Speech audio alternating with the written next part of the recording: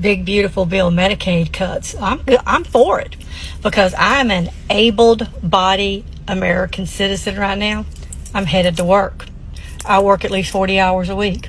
People need to stop just getting free benefits. If you can go to work, you need to go to work because we're tired of paying for everybody. So Medicaid cuts, we're here for it.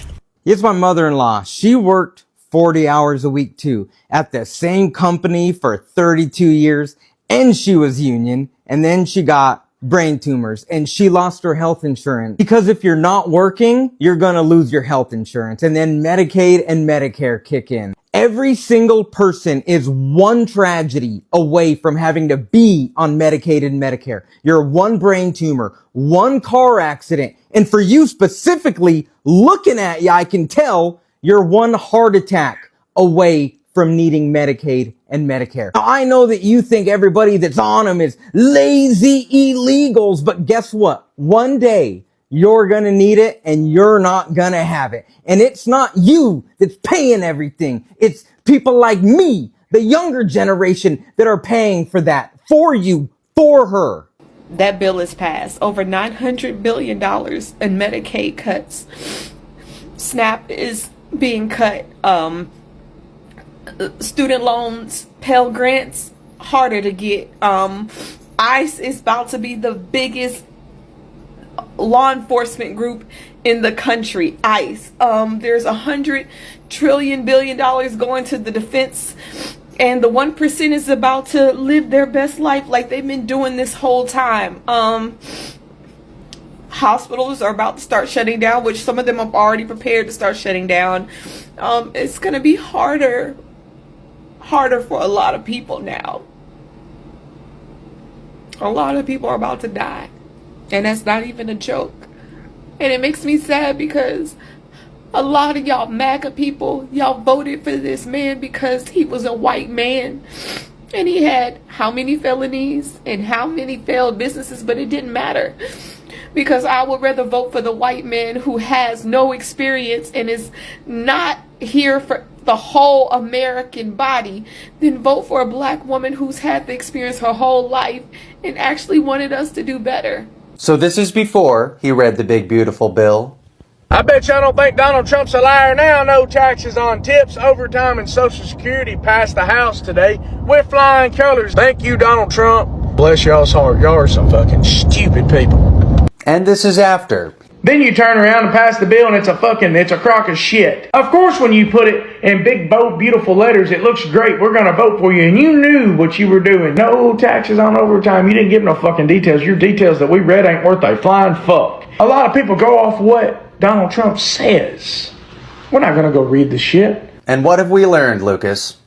Please tell me that you guys have learned something from this. Okay, Lucas, because your main takeaway should be stop believing Donald Trump when he says things, because none of it is true. So you were telling me that people are unaware, they're unaware that the whole reason why hospitals are not allowed to turn you away in an emergency situation, regardless of your ability to pay, is because of the Emergency Medical Treatment and Labor Act, which states that hospitals who receive Medicare funding are not allowed to turn you away. And they are proposing to cut back on Medicare and Medicaid. Talk to a caseworker. There are no ineligible people who are receiving it. The only people who are receiving it are eligible because there is a vetting process. All these people that they say are illegally getting it, it's not happening. The point is to start the process to get rid of it entirely.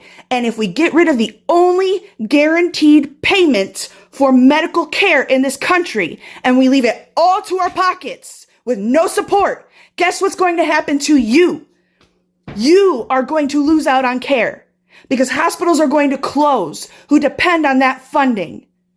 We don't have enough money to pay the bills that they decided were fair, which I'm sorry, I just had a life-saving surgery and I owe $3,000. If I don't pay $55 fucking dollars that I don't have to my primary care physician, they can decide to no longer treat me, and they will. And I've got to start all over again somewhere else. You all think that you're safe because, it's been that way because we fought to get it that way, and they're reversing it. You all have been so fucking pampered that you don't understand what we had to fight for to get you.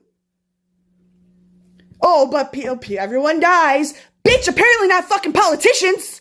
If you want free healthcare, then maybe try working instead of whining on TikTok about capitalism. So I'm no longer going to be guilt tripped by people who think that my paycheck is community property. If you want free stuff, then move to California. And I'm over arguing with people who say that healthcare is a human right. Why is it always the usual suspects? Listen, lady, roughly 26 million Americans are uninsured, which is only around 8% of the country. And pay attention when I tell you this. Because of this current administration, you are paying more taxes than billionaires in this country. That is fact. Why do you guys aim your frustrations at the helpless and underprivileged? You always do this. You continue to scapegoat people and stereotype every single one as lazy without knowing anything about them. In fact, you guys are prime examples that the propaganda is working. You don't want your tax dollars to go towards helping people that otherwise would literally die? Fine. Okay, that's great for you. It shows a lot about your moral character. That's awesome. I'm sure that's just what Jesus would have done as well, right? But tell me this, why the fuck are you so silent when it comes to the fact that your president just gave Argentina 40 billion of your tax dollars? It's funny how you don't seem to give two shits about that news now, do you? And by the way, no matter how bigoted you are towards helping people in poverty like single mothers, homeless veterans, the disabled, and whoever else needs it, healthcare is a human right. What if the policy you applauded was the very one that put your own healthcare at risk? Across America, concerns are growing over proposed Medicare cuts and what they could mean for rural hospitals, senior veterans, people with disability, and working families. Now, many Americans are asking, did voters fully understood what was at stake? Let's watch more clips and we'll come back to talk about it. Breaking news, Donald Trump's big ugly bill has passed Congress and will be signed into law by Trump any moment now. This bill is being described as the worst piece of legislation that has ever passed through the American Congress and the most expensive bill that has ever been signed into law. This bill is estimated to cost $4 trillion, so everybody that supports Trump because you were sold the lie he'd be good for the debt, guess what? You're wrong. And this bill is also expected to cut healthcare benefits for millions of Americans, food stamps or SNAP benefits for millions of Americans, and student aid for millions of college students. Not to mention, it rolls back a lot of the clean energy subsidies passed by the Biden-Harris administration, which is expected to increase the price of your energy by around $400 per year per household. And according to estimates from the University of Pennsylvania, if you make around or under $51,000 per year, which is roughly the average American, you'll be paying more in taxes. This bill is going to have devastating effects on America. In fact, it may be what finally pushes us over the edge and ensures that the next generation will have a lower quality of life than the generation before them. It's an awfully sad day for America, but that's all for now. I'll keep you guys posted.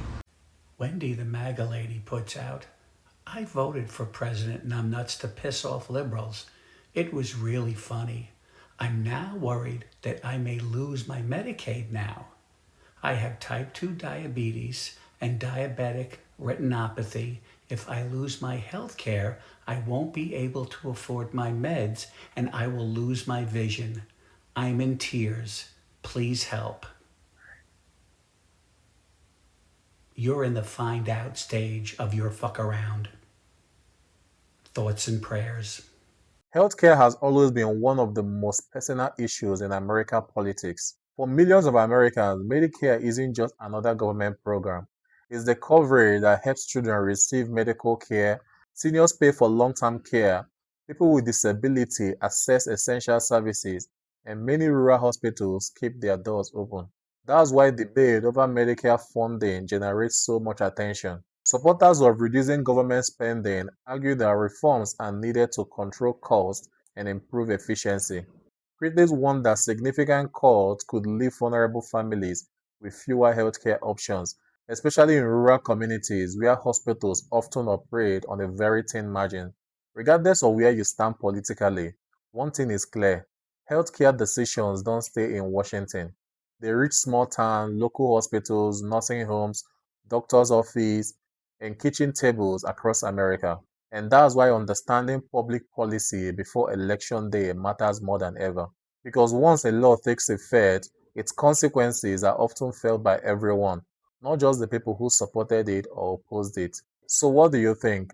Should reducing government spending take priority, or should protecting healthcare assets come first? Share your thoughts in the comments respectfully, and before you go, do all to like and subscribe to my channel. I'll see you in the next.